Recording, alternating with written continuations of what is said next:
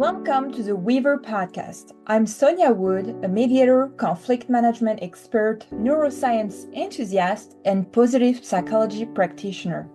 This podcast is for the leaders, the decision makers who already know that relationships shape everything: your success, your impact, your well-being.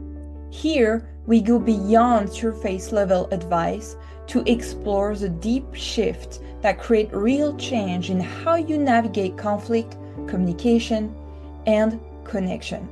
So if you're ready to refine the way you lead, you relate and influence, you're in the right place. Today, I want to dive in right away, but before I start, if you think those conversations are going to benefit someone you know, to help someone to feel more comfortable around people, to build better friendships, better relationship with their family, and let them hear what we're going to talk about. Today, I want to talk about self-leadership. Self-leadership through the lens of superiority versus inferiority. I've been taking a masterclass, and through that different masterclasses, we were talking a lot about leadership and different aspects of leadership that includes also self-leadership, how you're able to show up for yourself. Now, what I realize that many people play small because, and I used to play small because we fear the criticism, the judgment. We fear people not liking us. We feel people rejecting us and hating us. And then we back up. We want to hide. We play small. We don't want to be exposed. And what I came to realize is that this usually comes from an old memory where people, maybe as a kid in school, were bullied. Maybe there was a new kid in school and maybe they were different. And so because they were different, they were criticized and judged rather than people being curious about that new person coming in with different thoughts and different lifestyle. Maybe there was a kid that was always the best in class, always succeeding at any task.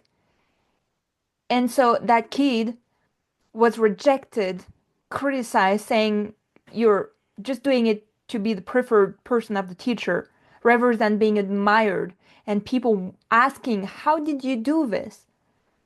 And so you transpose this behavior in adulthood.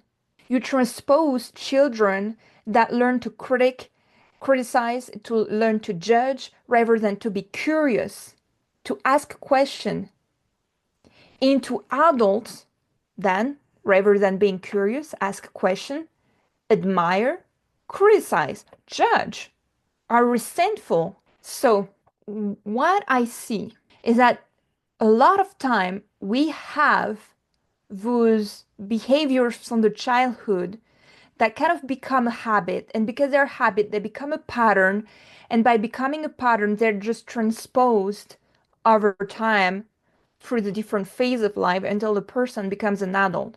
And so it becomes a point where if that new person's becoming an adult has a management position, has a leadership position, then actually learn to build that leadership based on its feeling of being superior to others. So I've heard interesting stories. I've heard people getting really, really mad, really freaked out as soon as someone else step against them because they're used to control everybody. They're used to control everything. They used to kind of dictate how everything should be and what people should do and how they should think and behave. But you also have people that just stand up for themselves, that show up for themselves and don't let themselves dictate who they have to be and what they have to do. And so when the leadership is built upon how superior I feel, then as soon as someone else comes and makes me feel inferior, I get upset, I get angry, I get mad, I get crazy, insanely mad.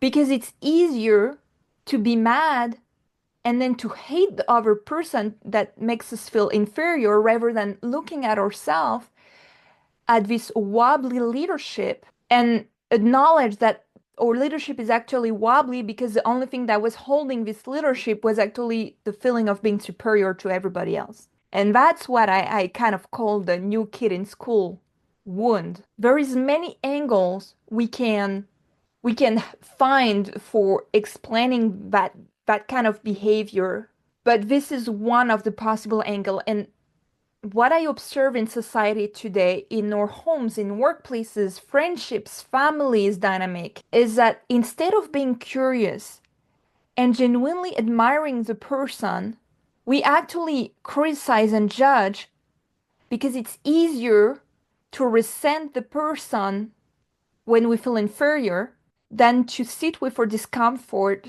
feeling we lost the leadership because the leadership was sitting on just feeling superior. And so if we don't feel superior, then we're not having the leadership. And it's an identity disconstruction, so to say. When someone built its whole leadership around feeling superior, the day that person feels inferior, its identity crumbles.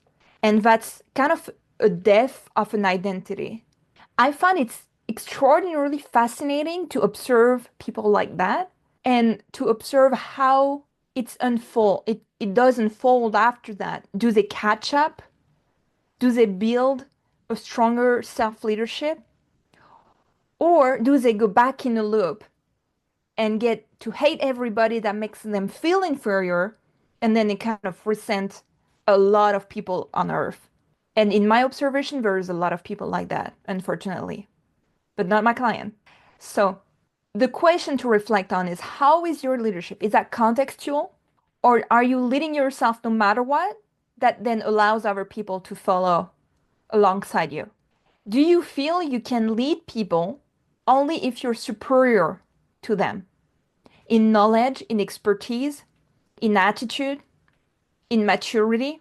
Or do you lead no matter superiority, inferiority? Can you get out of this duality, superior versus inferior, and just lead because you have a message to, you have a path, you're walking your own way to get people moving with you, because you're moving, you get people moving with you. So self-leadership is in the end deciding, it's a decision. It's sometimes the question is, how do you stop doing it? How do you stop telling yourself this self-made story, telling yourself this lie, this excuse, when you decide? The answer is, it's a decision. You decide you had enough, and now you take ownership. You take ownership of your potentiality. You take ownership of your inner power, of your self-leadership. And that comes with a responsibility. Being self-responsible is also owning it, owning how much potential you have. You alone, you don't need to feel superior to have potentiality. You don't need to feel superior to lead, something to reflect on. And I think if everybody can step into that kind of leadership, our world would just look like so different.